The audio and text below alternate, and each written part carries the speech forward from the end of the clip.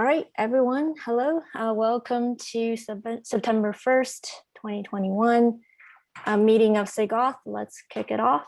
We have a few items on the agenda. Let me share my screen. I guess we can kick it off with announcements.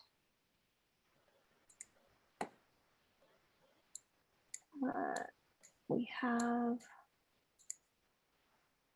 so just some 123 deadlines for KEPs. PRR deadline is tomorrow, September 2nd. And then if you want to get your KEPs merged, reviewed, please do so before September 9th. And then next we have a draft KEP for image pool tokens. Do we have, yeah, you want to go? Yeah, I'm here. So you could go through the announcements and stuff first. That was it. That we only have one okay, cool. Yeah. Yeah. So maybe I can share my screen here. Yeah. Let's see. All right, you might need to grant me some permission or something. Yeah. 1 second. You're good now. Okay, let's try it.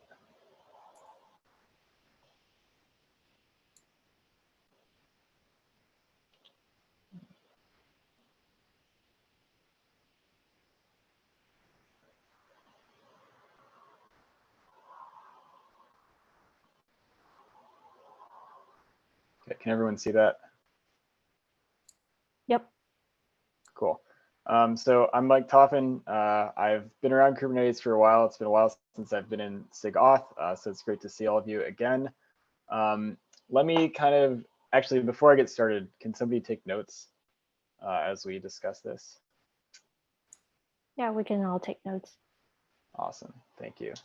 So let me give a little background on kind of what I'm trying to solve or improve. And then we can talk about one idea, which is what's in this proposal, and then sort of just open up for discussion. I know a lot of people had really interesting comments, a lot of great feedback on it.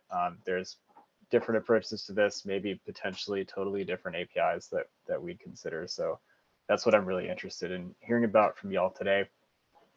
So just to get started, a lot of really great work has happened in the last few years in Kubernetes around improving service account tokens. And we've gotten to where they are scoped down to the service account an application runs as. They're short-lived, they're automatically rotated. They include metadata or are sort of bound to pods.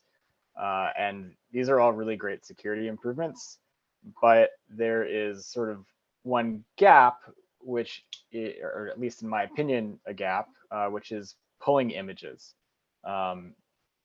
When you do an image pull today, depending on the identity that the image is pulled as sort of depends on the environment you're running in, and is usually some sort of ambient authority on like the VM that you're on, or maybe you like exported some long-lived key from a cloud provider that's hosting your images and you uploaded that in your cluster in an image pull secret. And I want to see if we can bring some of the benefits of the token work that's been done over the last couple of years to image pulls. And that's the main goal here. I don't have super strong opinions about the best way to do that, but I do want to solve that. And so that's kind of the background. The proposal in here is to try and do something that feels very similar to image pull secrets, but just ends up using tokens instead. So it's called image pull tokens. It basically lets you configure some of the token metadata similar to configuring a projected token. So like you can say what audience it has, you can say when it's going to expire. And then the current proposal sort of relied on having a plugin installed using the newer sort of kubelet credential provider plugins API, which is currently in alpha. And so you kind of configure your image pull token next to where you would have configured image pull secrets. And then kubelet sort of reads that, makes the token request for a token, passes that into a plugin that is mapped to like whichever provider is hosting your images. And then that plugin can do the right thing to get credentials. The reason so it's possible some providers may just take Kubernetes jobs verbatim. The two that I'm familiar with, which are GCP and AWS, currently require the Kubernetes job to be exchanged for a credential from that platform, and that second credential is what could be used to pull images. So that's the reason to have a plugin, in my opinion, so that providers can kind of implement that, any extra logic that's required. Thanks, Clayton. Although we've also had some feedback on the KEP that some folks might be interested in having sort of a more pass-through mode where they do get the Kubernetes job verbatim. So that's definitely on the table as well. And I think I just want to open up for like discussion and hearing people's opinions at this point. I know most folks have read through the KEP.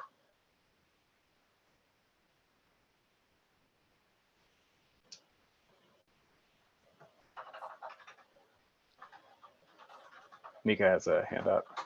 Yeah, I'll go first. So just I'm really excited about this. I think this is like awesome step forward for not just using ambient credentials like on a VM.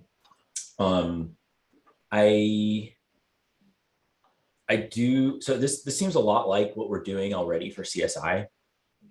Like we do, like there's a recent CSI feature where if you want to pass a credential to a CSI sidecar to possibly authenticate to your CSI provider, like this gets used.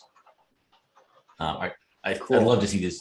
Yeah, that's a thing in CSI. So I can see the case to have this like pass through from the kubelet, where the kubelet does the token request. Also, that the benefit that gets us instead of making the like exchanger process go get the token is you get node authorizer, so that you don't have to like reinvent that wheel.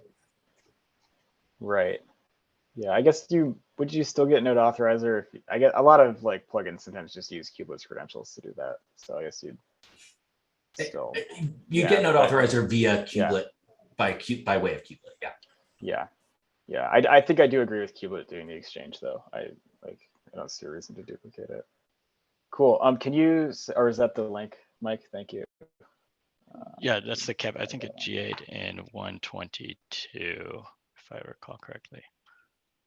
Sweet. I'm just gonna add that notes. The other question I had was like, are there other, like this probably is sounds like the right place for this specific feature. Are there other places that we want this type of thing? Like we'd already knocked out storage, it sounds like, but like image pull is an obvious one. Are there others where we do, that's not a container in the pod where we'd want this?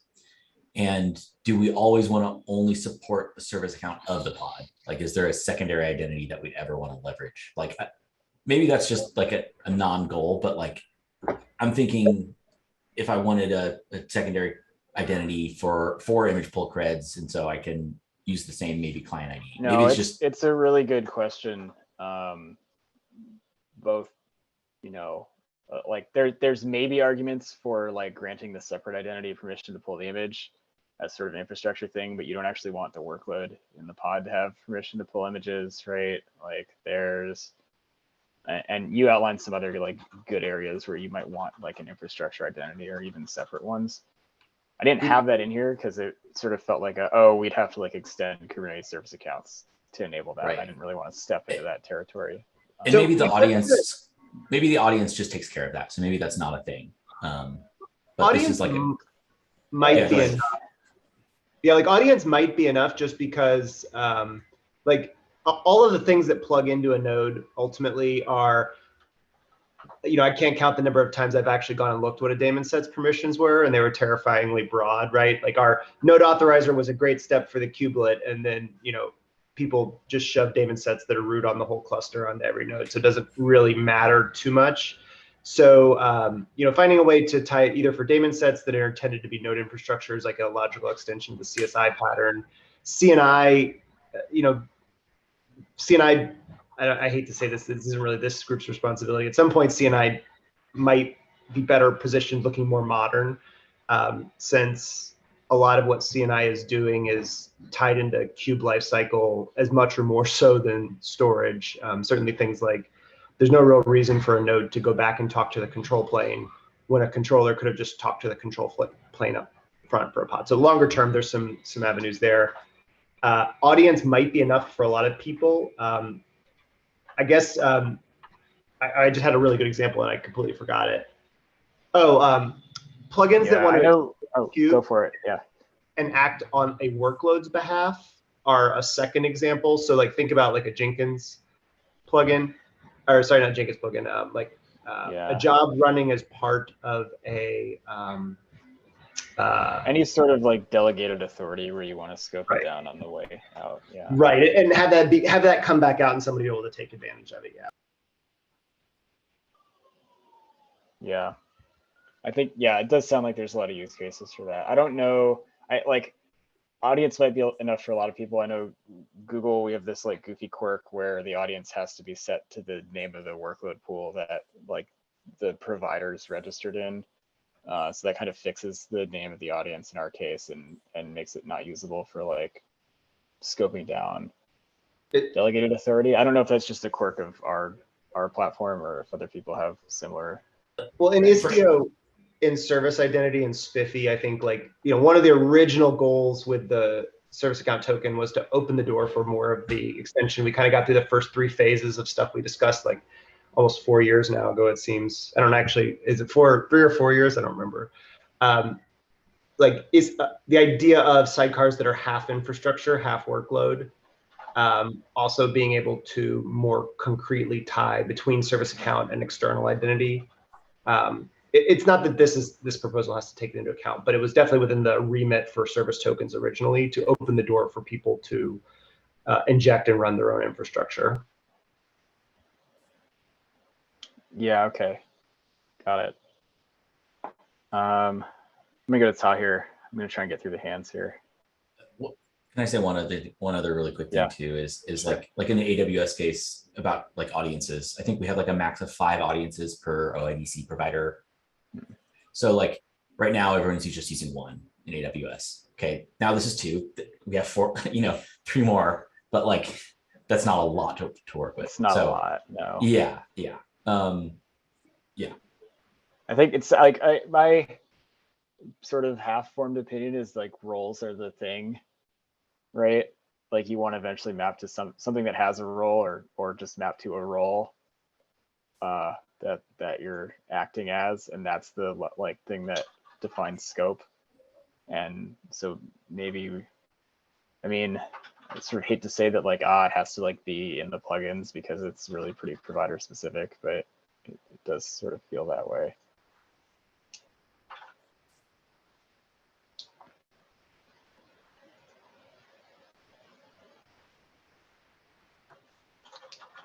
Okay, Tahir.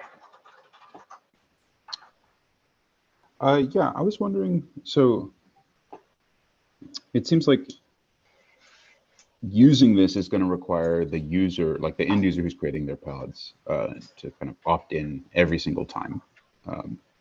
Maybe there's a webhook or something involved. I was looking, you linked to the underlying KEP about the credential plugin or credential provider plugin. I don't know exactly what it's called. Do you think it might make sense to extend the configuration fields of the credential provider plugin to specify like, hey, yes, I always want a token, and this is the default audience that you should be putting on tokens you hand to me? That's an interesting idea. I had not thought about it from that angle. I guess yeah, I think that could make sense, especially if we have kubelet like doing the token requests for you. Like the sort of like counter proposal would be like, well, plugins should just like use kubelet's credentials to like do token requests. But I think that puts a lot of responsibility on plugins that like they shouldn't have to worry about. So yeah, I think that. Oh yeah, I was assuming that kubelet is acquiring the token and then passing it in the actual request to the plugin.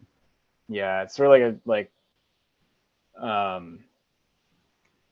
like providing controls via the API if we can, just because they're way easier to expose to customers because they just come in the API with Kubernetes. It's not like you have to add a bunch of, like every provider has to add a bunch of plumbing for setting node level stuff. It might make sense as a way for like basically providers who are already implementing plugins to like make it easier for their plugin to get a token by default instead of their plugin also having to do the token request if they want to implement that default. Yeah. So my thinking is definitely we need like the user level control, but so I'm only thinking about it basically from like the GCP and AWS kind of model. That's what I'm familiar with. But like right now, most customers don't have the necessary IAM policies to let their workload identities pull Correct. tokens or to pull images. So obviously some manual opt-in control is needed there, but you could imagine a feature where like the provider level plugin kind of requests a token by default, tries using the workload identity, and if that doesn't work, falls back to using the existing node level identity to pull the.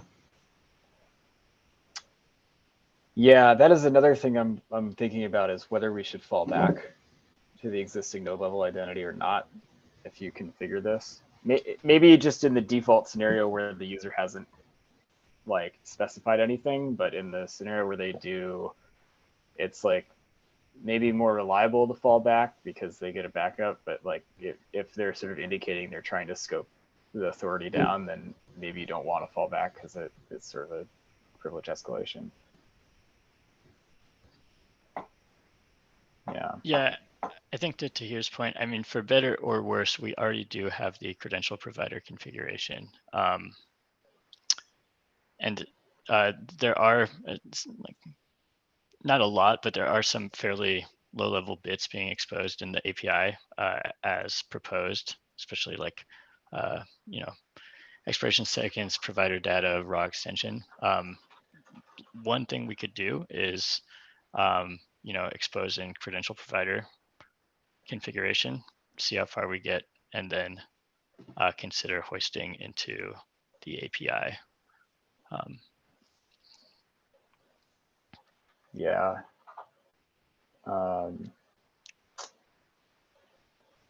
Yeah, that's possible. It might be a good start. I'm just Certainly thinking about all the different plumbing that has to happen, but certainly for user-facing config. I mean, I think user-facing config is kind of the highest tier of you want to get it right the first time, and so it might actually behoove us to work our way up, but have the ability to do this. I mean, you don't want to take the ability to use this away from the user. You'd want to come up with the thing that gives you enough confidence that the eventual API is going to be the right API. I certainly, just at a broad level, the large clusters typically share credentials or have a credential provider. And it's when you start getting into smaller clusters or when you have more ad hoc usage, you tend to end up with end users specifying it. So it really is a mix across the spectrum of cluster sizes and use cases.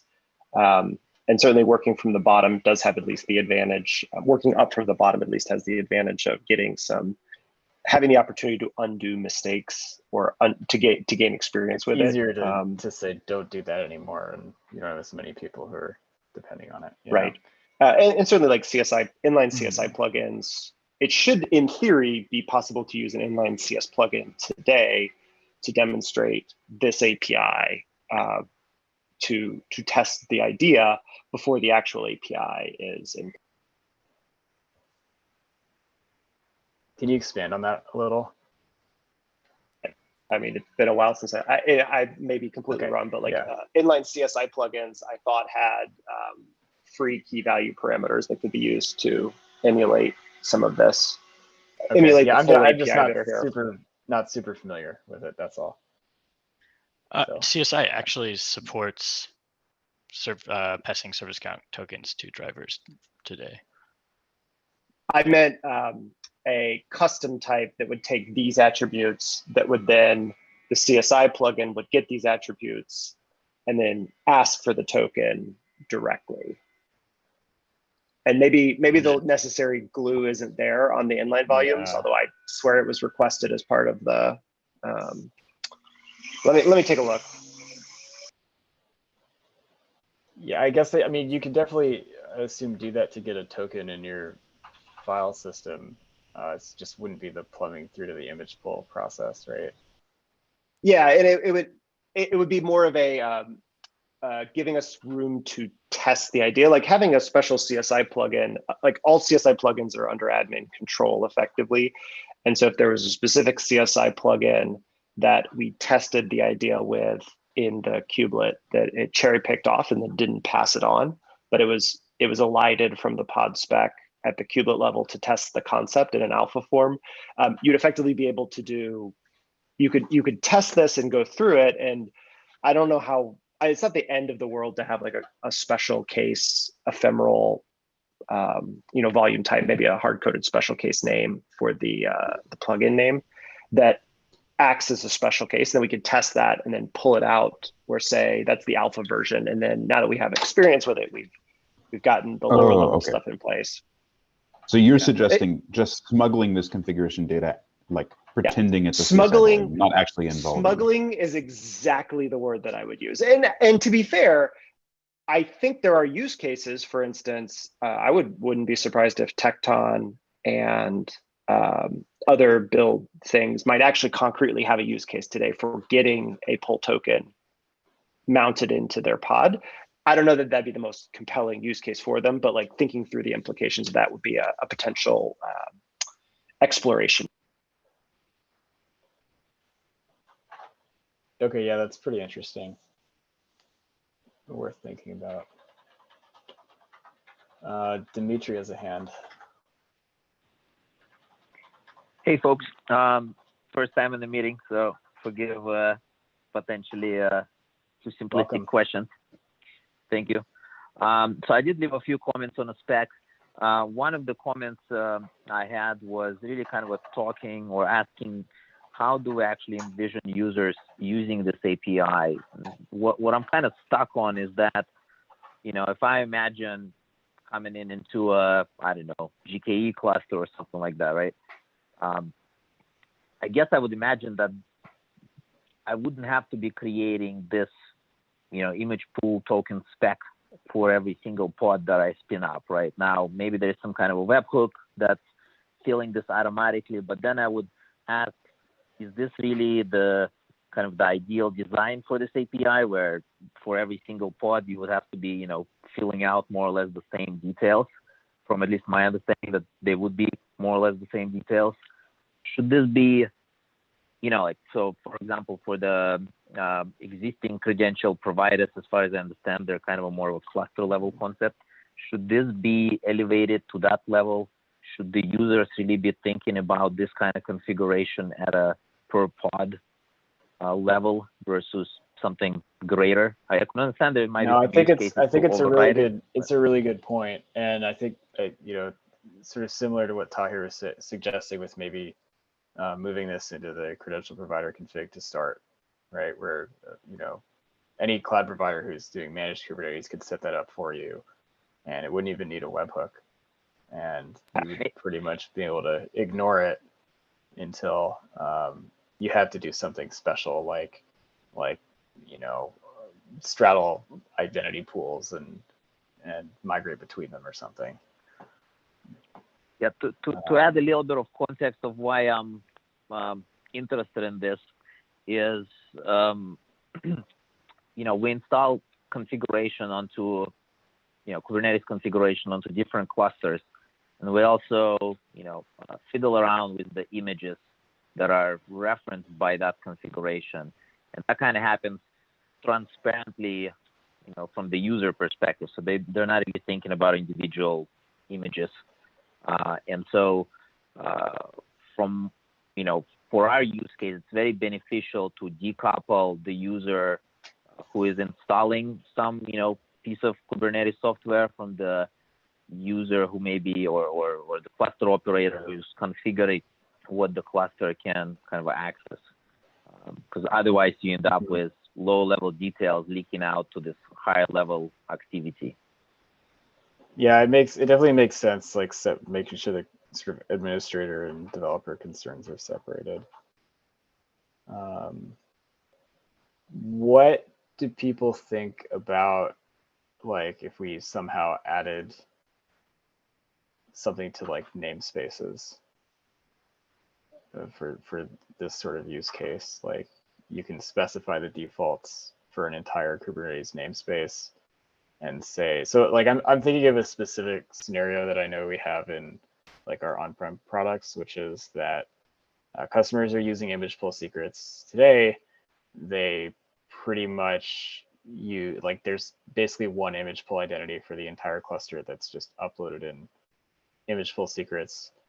And it's just a GCP service account. So like the federated identity analog would be, oh, like have these rules that map your Kubernetes service accounts to this specific GCP service account identity.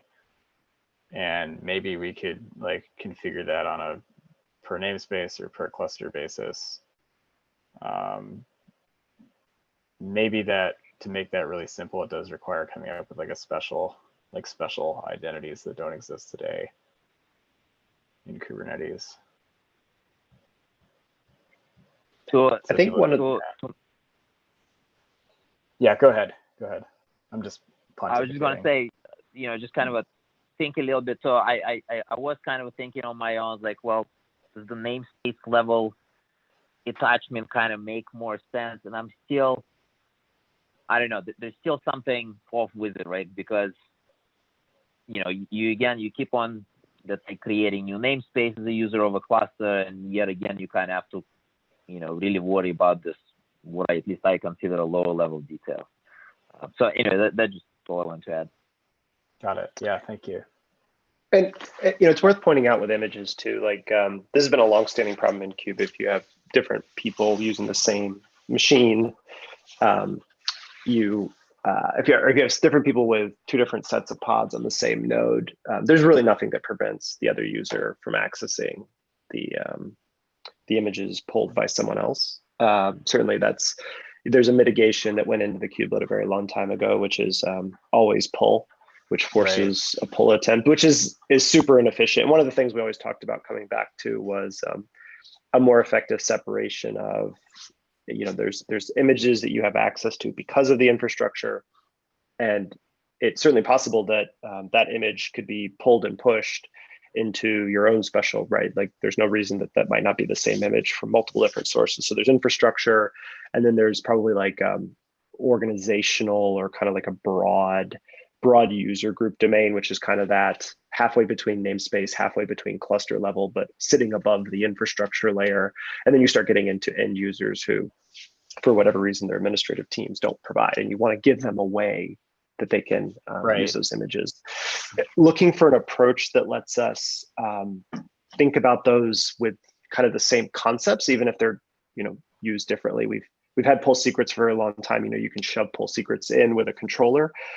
I would hope that we could do something better, right? The goal is to get secrets out of the core infrastructure and have the ability to do something, pull, in other cases, maybe even push or make API calls or get a token, make those kind of exist outside the system, and a user doesn't really have to think about the details. You don't have to see physical secrets show up. That's really the net win that we were going for with service account tokens. And so, like, as Micah said early on, like continuing that, like we want to get secrets out of Kube that shouldn't be in Kube because there's a better way. Now we just need to make sure it's composable enough. And I think that composability is kind of what that last point was.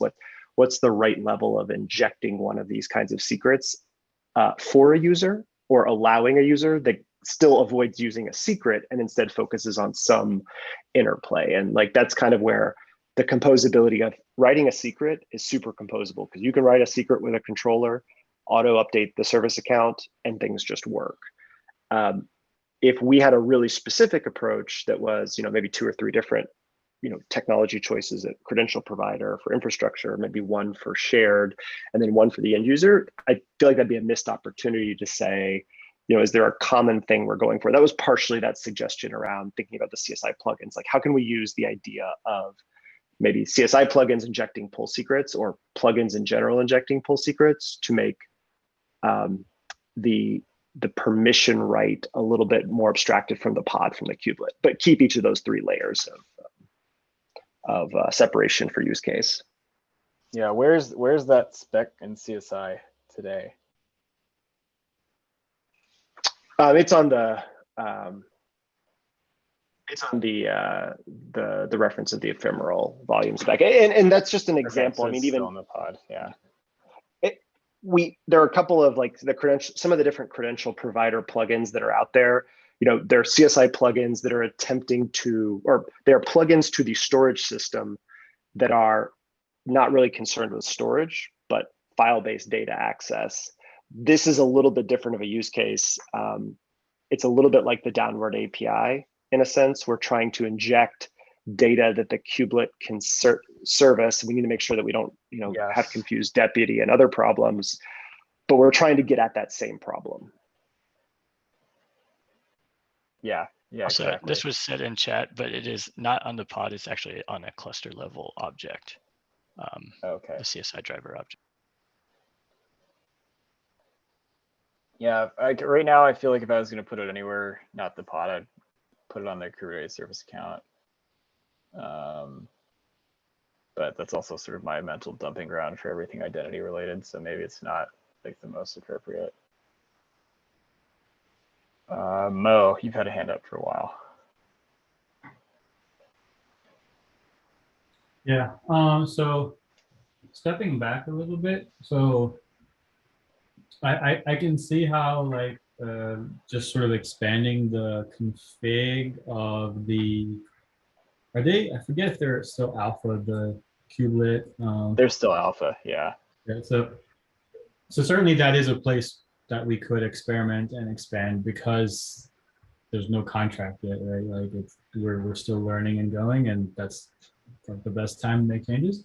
And it does seem appropriate for like when all the sort of configuration is sort of like baked in by the cluster, and I think that's sort of fine.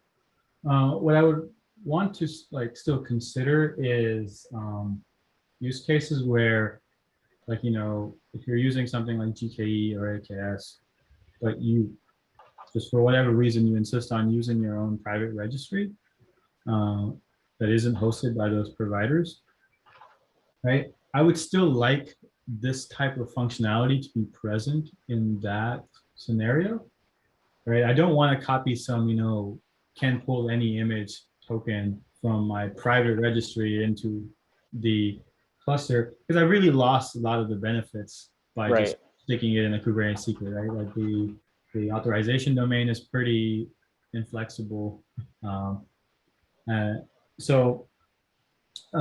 I know we sort of talked about like a pass-through model, like where you just kind of try to pass the service account token down and the registry does something with it, and waving.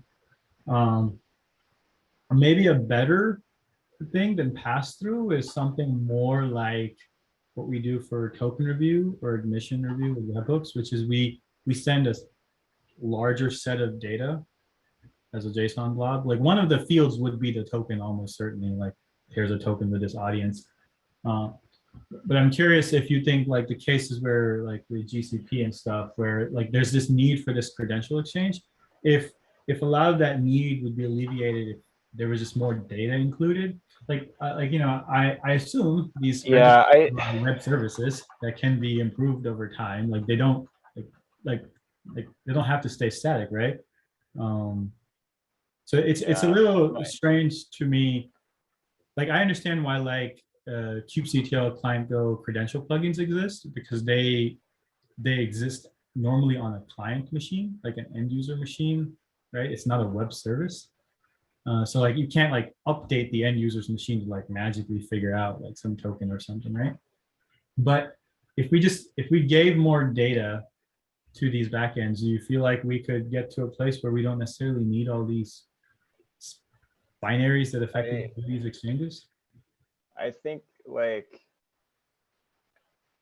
it's, so I guess you could say sort of like GCP supports well, IDC Federation in a sense, but it's all through these token exchanges today. And I think it's probably many years of work to change that, just based on how things are implemented inside GCP. So I think it's less about the amount of data that's available and more about the amount of legacy that would have to be updated. So I mean, even if it is all based on that, like presumably there's no reason the web service internally can't just do the token exchange and then for all other layers just pass in the token, right? Like I'm more sort of just talking on the outside, right? The outside could continue to accept the exchange token for legacy because it should. You don't need to break anybody.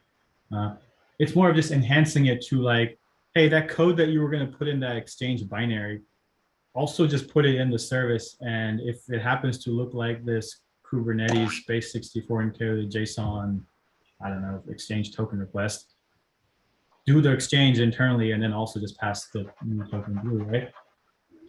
Yeah, that's an interesting idea. Yeah. So, like, are you proposing that we don't even go to a credential provider? Yeah, I mean, I'm saying that the credential provider stuff makes a ton of sense when you have to do it on an end user machine like Client Go, right? Or like the Client Go credential plugins do. Yeah, we would need the for the idea where like where services handle the token exchange instead of clients. We would need the additional data that clients need today, right? Like who do you exchange it with? What are some of the parameters for the exchange? Yeah, and I think that is very reasonable.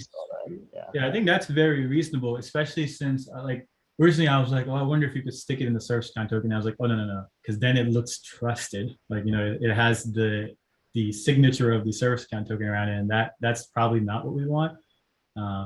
But the idea that either the user, the cluster admin, or someone can configure the extra bits that you would need along with the service account token to let the third party figure out what to do with it, whether it's an exchange or not, right? Yeah. Like, you could just imagine like there's some like cluster name or something that needs to be passed through so that the registry can figure out, oh, it's GK cluster 17 and not the AKS cluster over there. And that cluster has, yeah, it's that kind of stuff. And every provider has their own like different special metadata you need to like exchange it with the right thing. Right. But I think it's a really interesting model. I think we can think about it, but my gut feeling is that there's definitely like a time cost associated with it. Because even like, let's say a provider implemented support for that model in some central way, right? Like still every service endpoint that provider offers, that team, each of those independent teams has to go integrate with that new thing.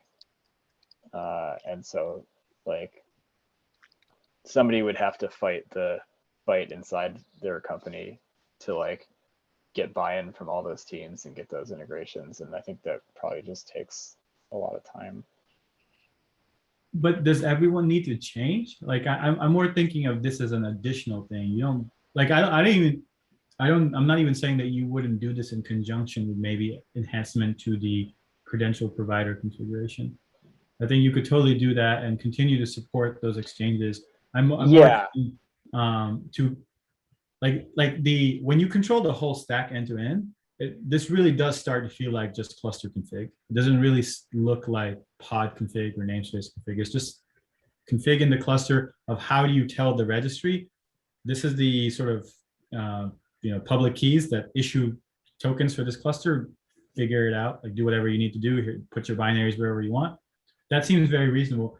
I'm thinking about the other direction, right? In the other direction where you don't necessarily have all the pieces controlled by one entity and you don't want to pass secrets around. I think the best mode is, well, you pass trust around, right? You say you can trust this issuer and maybe you need extra metadata to do an internal mapping to some identity. Like I want to support that case. Yes. And I think that's a very different case. I do think it's a different, especially when like users don't control the cluster configuration, right?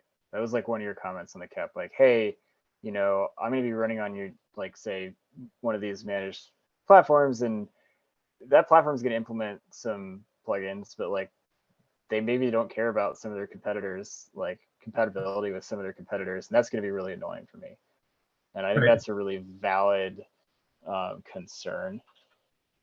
So I think there's probably things we can do to address it, right? Like the pass-through mode is one, and like maybe we need to sort of add some additional metadata in what gets passed. I don't know if that like is better or worse, because it's like maybe adding stuff like breaks people are just accepting like normal OIDC federation. But definitely some kind of option to just pass the token through instead of requiring a plugin to be installed seems like a good idea to me to cover those. But then another option is maybe we have to change Kubelet credential provider plugins so it's easier for users to install their own. Like it's pretty easy to install a CSI driver on a cluster anywhere today, but like requiring control of the node to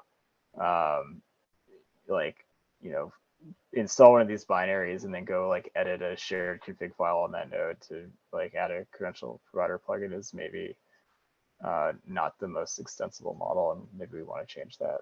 So maybe I'm not that familiar with CSI. I thought you needed to control the infra to meaningfully install them. I thought you could create configuration for them in the Kube API, but the infra admins had to somehow do the wiring. Maybe I'm just misremembering.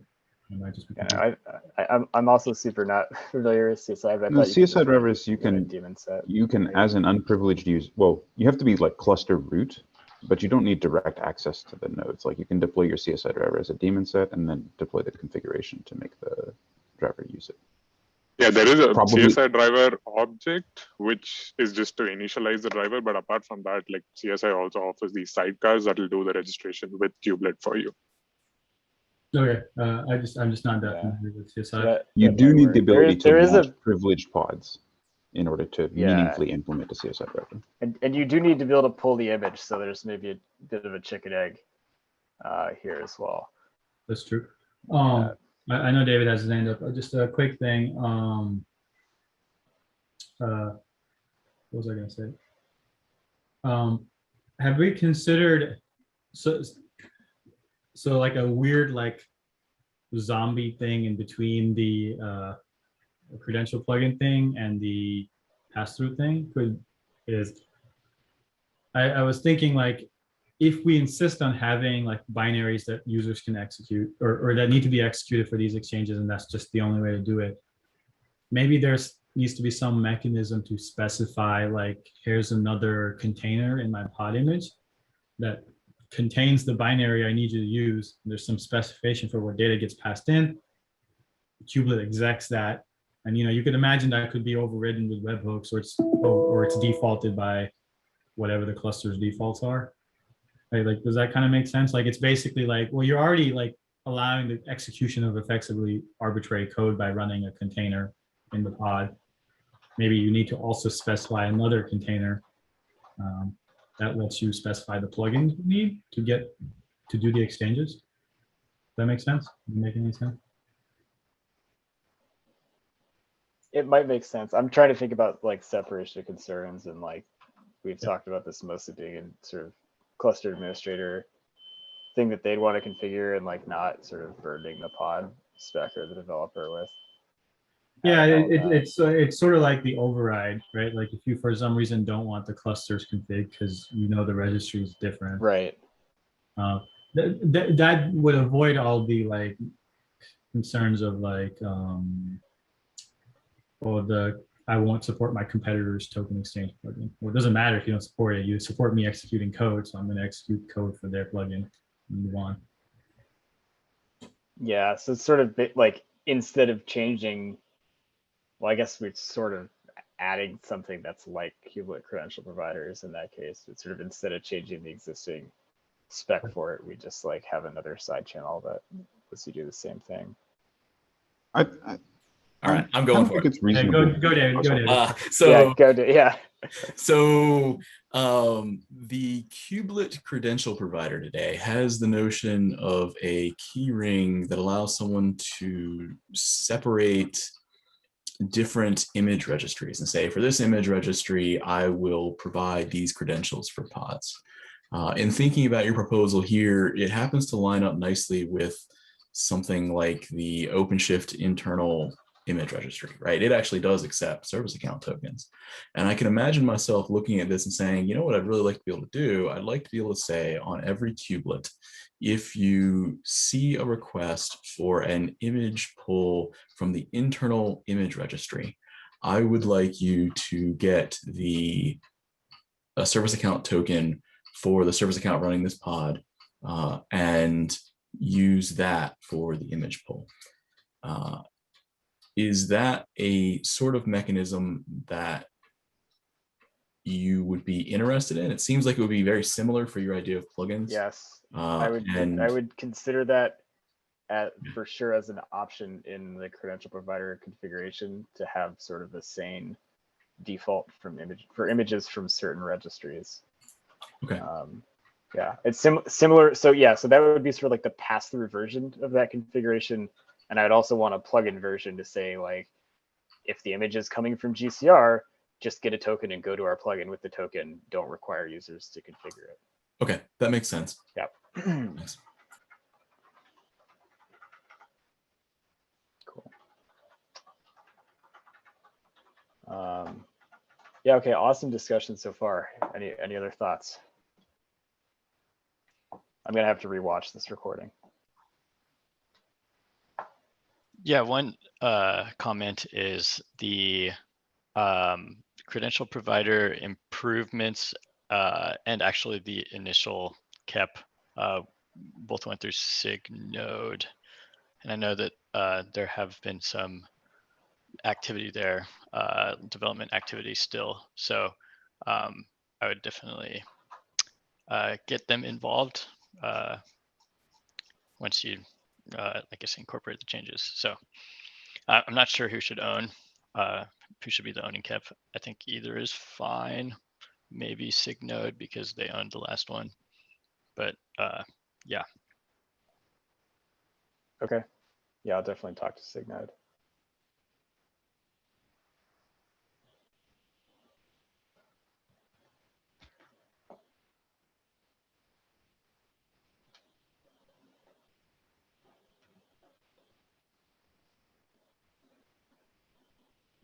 Cool. Okay, I think that's a really solid discussion so far. If nobody has anything else, I think we can open the floor for anybody who has broader topics of interest.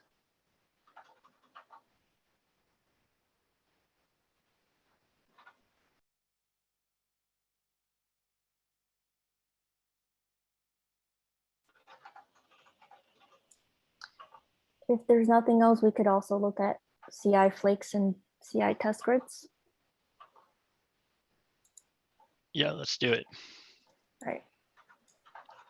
Share my screen. Though there's not a lot to show because everything is good.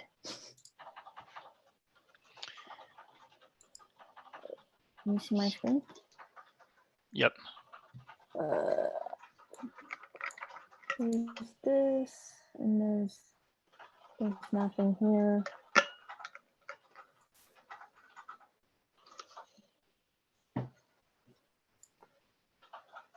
Awesome. I think that is the test flake cluster broken or something. I don't know. Clicking on stuff doesn't really show much. Even when you, yeah, I think it's just broken. Yeah. Nobody has any test flakes.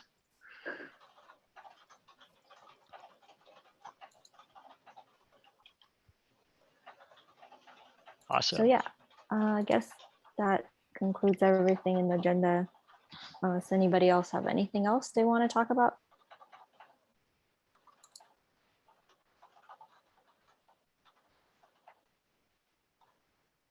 All right. If not, that concludes today's call. Cool. Thank you, Rita. Thanks, everybody. Bye. Take care, everyone.